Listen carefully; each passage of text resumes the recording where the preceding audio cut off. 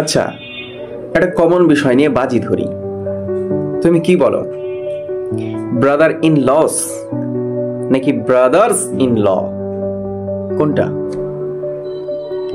হচ্ছে না? আচ্ছা, তাহলে দুইটা সেন্টেন্স বলি। His brother in laws are coming.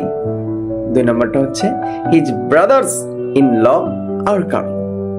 এবার বলেন কোনটা সঠিক?